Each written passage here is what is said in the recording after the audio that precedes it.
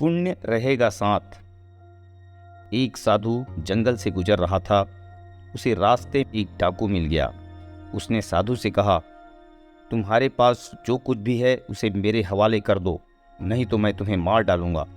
यह सुनकर साधु ने बड़ी विनम्रता से कहा, दे तो दूंगा, परंतु मैं तुमसे कुछ पूछना चाहता हूँ। पहले उसका जवाब दो, उसके बाद सब कुछ ले लेना। डाकू ने कहा, क्या पूछना चाहते हो? साधु ने कहा, तुम लोगों को मारकर लूट लेते हो, यह पाप है। यह लूट का सामान तुम्हारे घर में कौन कौन खाता है? डाकू ने कहा, मेरी माँ, पत्नी और बच्चे इस लूट के सामान से अपनी भूख मिटाते हैं।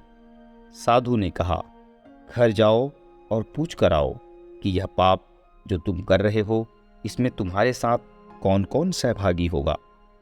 साधु की बात सुनकर डाकू घर गया। परिवार के सदस्यों से पूछा तो सब ने कहा कि हम तुम्हारे पाप की भागी क्यों बने? हमारा भरण पोषण करना तो तुम्हारा कर्तव्य है। यह पाप तुम अकेले ही भोगो, हम तुम्हारे साथ नहीं हैं। डाकू परिवार वालों की बात सुनकर साधु के पास गया और उन्हें सारी बात बताकर उनके पैर पकड़कर रोने लगा।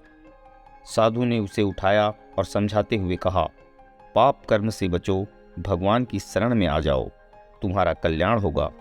यह सुनकर डाकू की समझ में सब कुछ आ गया।